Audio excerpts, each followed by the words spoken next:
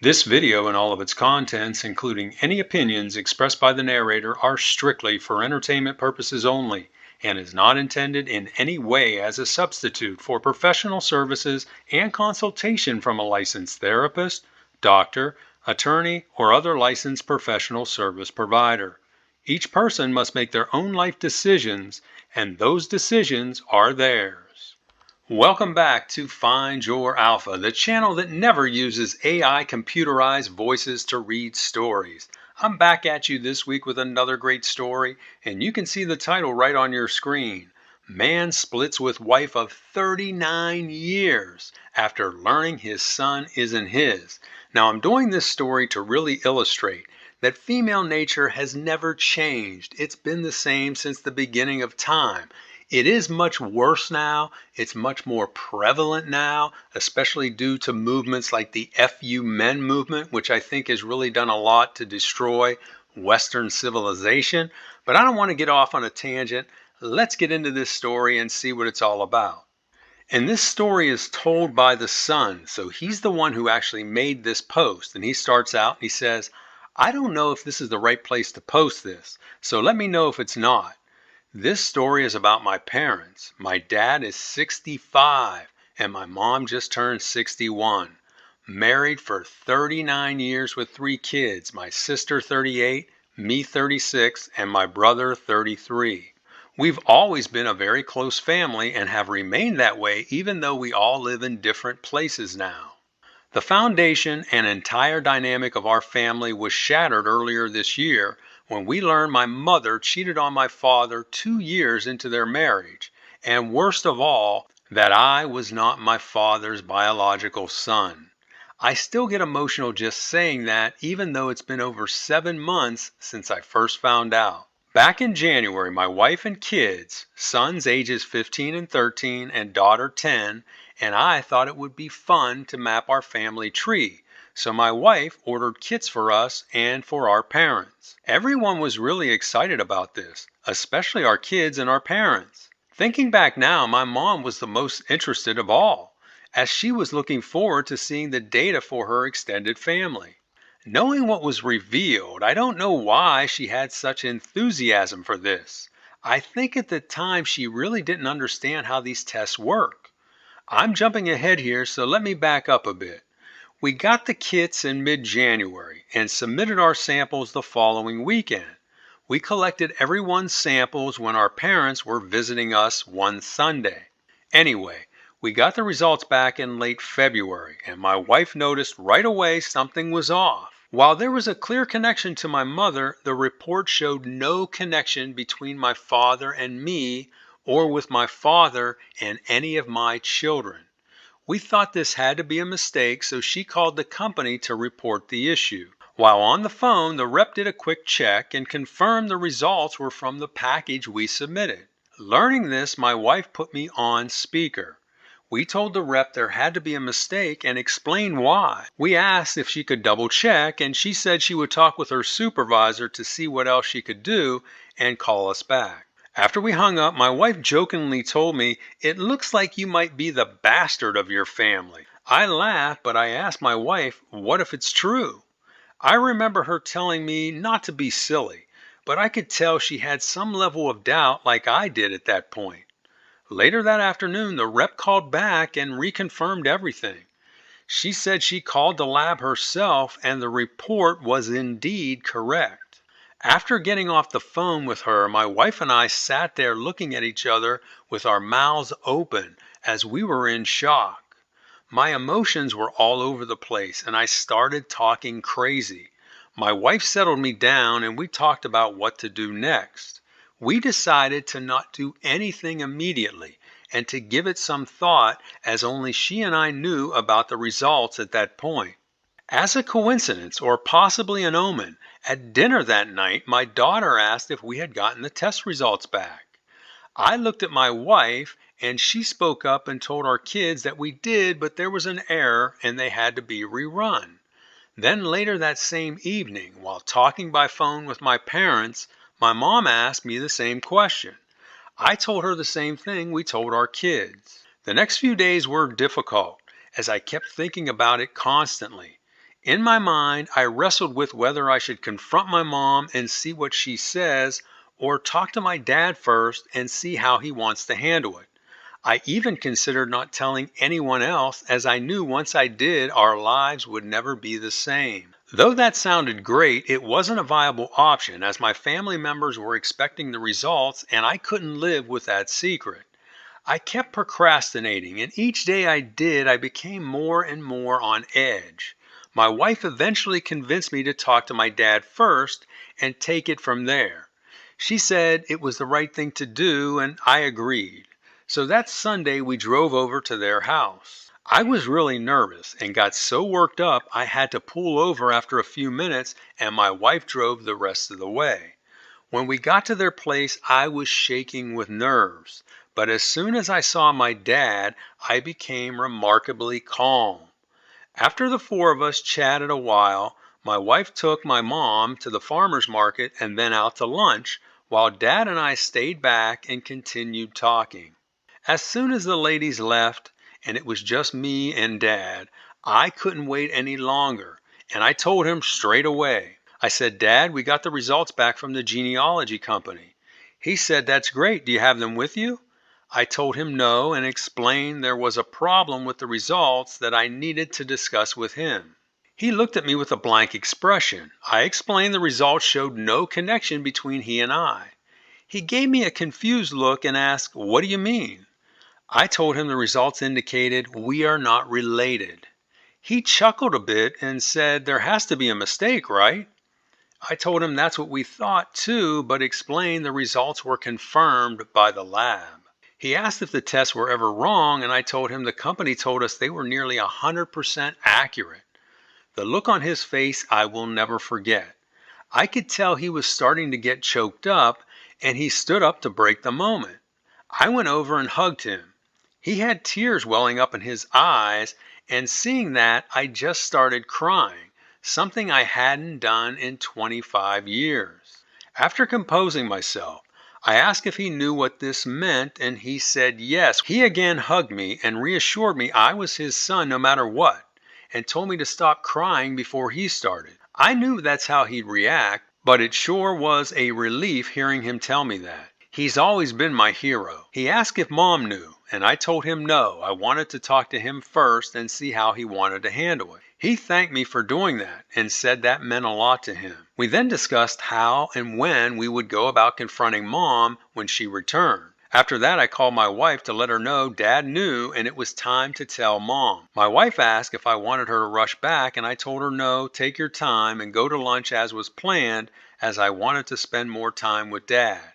While waiting, Dad and I continued talking and grabbed a quick sandwich from the kitchen, as we didn't have much of an appetite at that point. When my wife and mother returned, the three of us sat her down and I gave her the news. She acted like a deer in headlights and kept asking me what I was talking about. My wife and I explained it to her in detail, but she still claimed she didn't understand. She told us we were both crazy and were not making sense. After going round and round with her, insisting we were crazy, she finally said something along the lines of, "Well, if there isn't a match, you must have gotten switched in the hospital." My wife spoke up and told her that wasn't the case because the report showed a direct match between my mom and I. By this time, I think my mom realized she was backed into a corner and started to cry. See, she got pinned down and now she doesn't have anywhere to go. So what do? They turn on the waterworks. She got up and left the room, and my wife followed her. We could hear them talking, and several minutes later, my wife came back and told us Mom was still insisting there had to be a mistake. My dad then went in to talk to her, and we left them alone for a good hour and a half before I went in to check on them.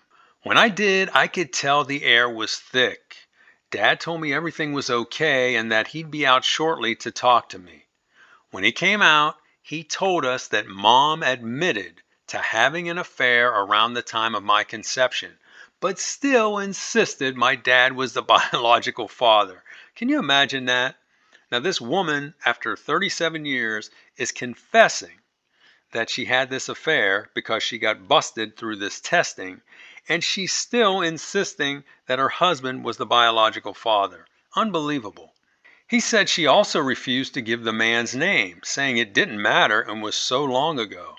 Hearing this, I started to get emotional again. Seeing my reaction, Dad grabbed me and pulled me in and gave me a bear hug. It was the kind of hug he used to give me when I was a kid, and it brought back a rush of old memories. Seeing us hugging made my wife cry, and he hugged her too.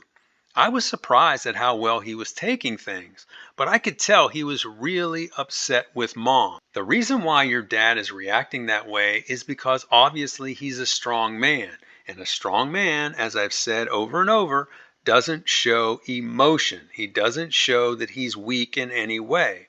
He's hugging you with that bear hug because he probably felt like, hey, he's going to get emotional too. So he's pulling you in to give you a hug to kind of break the moment.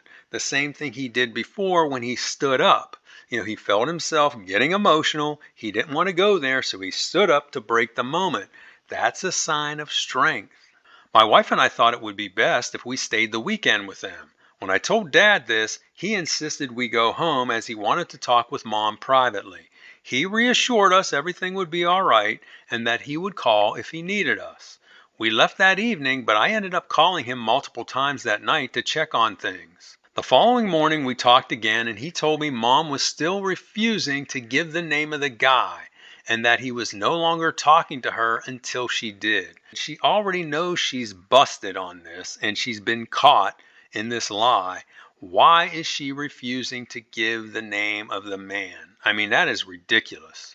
My wife brought up a good point, saying we needed to get that information for medical purposes. Dad said he already told her that, but she just wants everyone to forget it because it was meaningless and doesn't matter. See, this woman was hoping, of course, that this would never come out. But now that it has, she's hoping everybody would just rug sweep it because it happened all those years ago. No, it doesn't work like that. Dad told us he wanted to tell my siblings and wanted me to set up a teleconference. I set it up for later that morning and specified it was for adults only. So they thought we were planning something with the kids.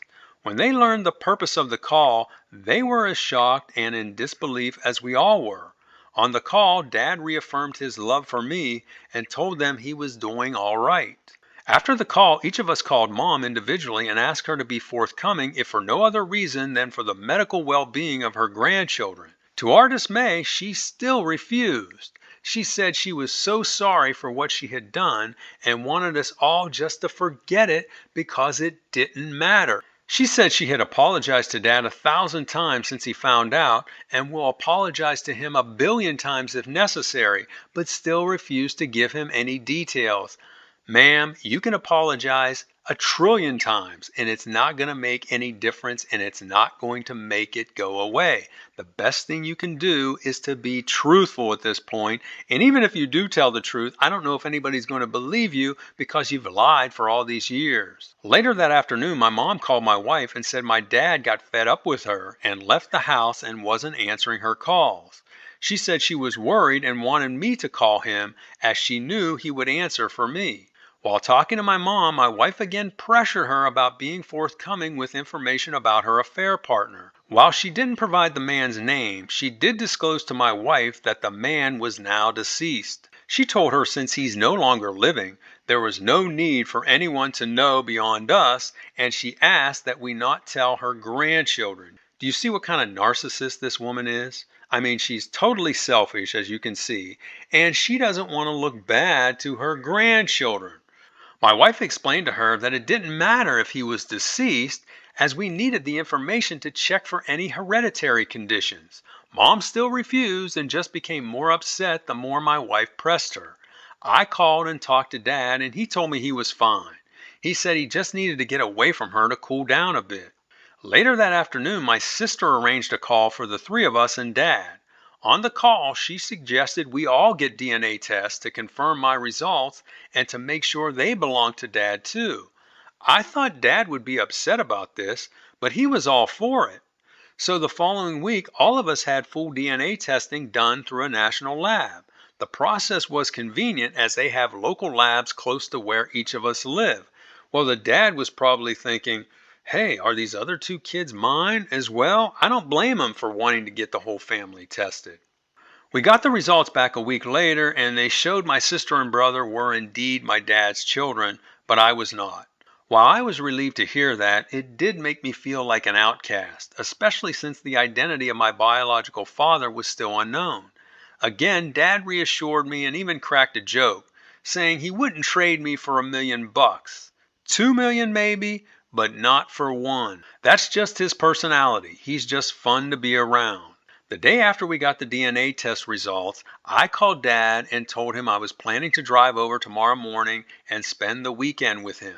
He told me not to come as he was leaving in the morning for the Gulf Coast. He and Mom bought a place down there last year and planned eventually to sell their family home and move there. He retired 2 years ago after working nearly 44 years and drew his first Social Security payment in January, right before everything blew up. I asked if Mom knew he was leaving. He said yes, and she's really upset, but he doesn't care as he needs to get away from her to think about what he's going to do. I completely understood where he was coming from, but I felt really awful for both of them. He said he told Mom he wouldn't be speaking to her again until she gave him the name of the guy. He went on to tell me even if she does tell him, he doesn't know if he's going to stay with her. I was stunned by the sudden turn in his demeanor, as up to this point he had been handling things so calmly. He said after a week of her crying and apologizing, he hit a breaking point and had enough. Well, his tactic worked, as that night Mom broke down and told him everything. Now listen to this. She explained the guy she had the affair with owned the laundromat in the town where they rented their first apartment. She used to go there every week to wash clothes as they didn't have a washer and dryer. He was divorced and lived above the laundromat, and that's where the affair took place. She told Dad the reason she did it was she was feeling really bad about herself back then, and this older guy was giving her attention and saying all the right things. At the time, she was like 24, and the guy was in his late 30s with teenage kids. Mom swore they were together just a few times and that she broke it off with him. Does anybody believe that? She swears that since that time, she has never seen or heard from him again. Now, obviously, what I think happened here is this. This woman got married young. She had a child young. And, her husband was just starting out with his career. So they were probably, just making ends meet, living in a modest apartment, didn't even have a washer and dryer. She's probably thinking, this isn't what I signed up for. And then at this laundromat, she sees this business owner. He's a better catch potentially than my young husband who can hardly make ends meet. Let me try to monkey branch to him. And I think what happened, this is just what I'm thinking now, and I don't know if this is the case, is that she probably got pregnant, went to that guy, said, hey, I'm pregnant, and he probably said, have a nice life. I don't want any part of you. That's what I think happened here, but let me know if you feel the same. He goes on, he says she told Dad that 6 years ago she saw his obituary in the paper, and that's how she knew he passed away. She swears that's how she found out and told Dad she's never given him a second thought since the affair ended. You know that is total BS. She said while she took no pleasure in his death, now listen to this. This is how you can really tell she's a narcissist. She felt relieved reading his obituary, thinking the secret she bore for all those years died with him. But fate had other plans. Yes, the truth will always come back to bite you, so it's always best to be forthcoming. Even though Mom made the full confession, Dad left for Mississippi the following morning and has been living down there by himself for the past 4 months. Mom is a basket case and is lost without him as he's been the center of her world for over 40 years. Regardless of what she did way back then, I know she does love him more than anything in the world, and this is really destroying her. Well, she loves him now, but did she really truly love him if she was willing to cheat on him? She calls him every day and he talks to her, but he's told her he doesn't want to see her just yet. He's also told her he's not sure if he wants to stay married to her. However, he's told us kids he doesn't plan on divorcing at his age. I don't know about that, mister. You're only 65. I mean, you could live for another, what, 25 years, maybe 30 years, who knows? And you want to continue living with this woman that did this to you all those years ago and let you live with this lie? He said he just needs time and doesn't want to be around her now and may never want to again. While I am 100% on his side, I don't know how I feel about this. I know Dad will be okay on his own, but I don't think Mom will survive long term without him. She basically is all by herself back in our hometown and rarely leaves the house. She looks terrible and has lost a lot of weight. She said she'll do anything to make it up to my dad, but he just doesn't want anything to do with her. Can you blame him? Personally, I'm doing better, but I feel like I've got a cloud following me around. One of the toughest things I had to do was break the news to my kids. They were really upset about this, especially my oldest son, who was always so proud of being his pap's first grandchild. To reassure them everything was okay, I took my family down to Dad's place for a week-long vacation, and we had a blast. Since then, the kids have been fine, as they know he loves them just the same as he did before. I also recently made contact with my paternal siblings. My half-sister lives in Illinois, and my half-brother in Tennessee. They're both in their late 50s with grown kids and grandkids. They weren't surprised when I told them about the affair, as they shared with me they never had much of a relationship with their father. They were raised by their stepfather from a young age and consider him their real father. They did, however, provide me with valuable information about a potential health risk that runs in my bio dad's family. It's heart disease. My paternal brother had a heart attack at age 48. My bio father died of a heart attack at 68, and his father died of a heart attack at 42. Gee, thanks, Mom, he says. As I wrap things up, you may ask why I decided to post this. I did it to clear my mind and as a warning for people with children who are thinking of cheating on their spouses. Don't do it. The damage you cause will extend far beyond you and your lover and will impact your families for the rest of their lives. And that's the end of his story. And this guy doesn't have any updates, but we are going to take a look at some of the responses he got back from the community, because in those responses, he responds to a few people with some additional information which fills in a lot of the gaps. So let's take a look at those responses now. But before we do, I want to remind you, if you like what you've heard so far, hit that like button. That will help get this video moved up on the YouTube algorithm and get it seen by people all over the world. So let's now take a look at those responses.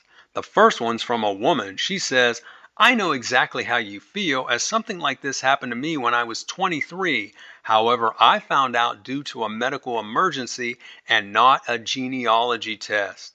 I stopped speaking to my mom for nearly 11 years before we reconciled last Christmas. After the discovery, my dad divorced her and moved closer to me and my family. My dad and I remain very close, and the absence of DNA has not impacted our relationship one bit. The next response is from a guy. He says, what is your relationship like with your mother now? If it were me, I'd have nothing to do with her after what she did. The OP responds and he says, I love and respect my mother because she's my mother, and I always will, but most of the admiration I had for her is gone. I'd categorize our relationship now as strained, and my feelings for her as being those of tolerance. The next response is from a woman. She says, how is your mom doing now? How is her relationship with you and your siblings? The OP responds, he says, she's not doing well as she misses my dad terribly and doesn't want to exist. That's another narcissist play, is making a statement like that. I know she's genuinely sorry and would take it all back if she could, but she can't. We love her, and we've all been spending time with her to ensure she's okay. See, again, she's using that ploy for sympathy to draw them all in. And of course, they're good kids, so, they don't want anything to happen to their mom, which I don't blame them. And they're spending a lot of time with her and probably pampering her. Those are the actions of a narcissist, because she wants all that attention and she wants everyone to feel sorry for her. He goes on, he says, I think the hardest part for her is that she's always been the person that made us all feel better. But for this, there's nothing she can do to fix what she's done, and the fact she caused it is destroying her inside. I'm hoping with time we can all get back to something close to where we were, but for now, there's a huge elephant in the room whenever she's around. Well, of course there is, because that's going to be the first thing you think of every time you see her from now until eternity. And the final response is from a guy. He says, I really feel for you and your kids. That has to be tough. Does anyone outside of your immediate family know about this? The OP responds, he says, yes, everyone in my hometown knows about it. Dad told his family and friends, and as a result, it has spread all over town. I was really upset when I first heard about this, but Dad told me having the truth out there is best for all of us, and now I think he may be right. There's nothing for me to hide if the truth is known. It just is tough when people bring it up to me. As for Mom, this has caused her great embarrassment, and she doesn't want to be seen around town. She does all her shopping online and goes out of town for groceries. She's also switched churches as she feels everyone was talking about her behind her back, including the preacher. See, the narcissist thinks that everybody in the world is thinking about them and looking at them. Meanwhile, people, yeah, they probably know about it and they probably think she's a terrible person, but they're not obsessing with her like she's thinking. Now listen to this. Dad told her she can come down to Mississippi and stay there, which got her excited until he explained if she does, he will go back to the family home as he's not ready to see her. The OP finishes up and he says, I'd like to see them work things out, but I don't know.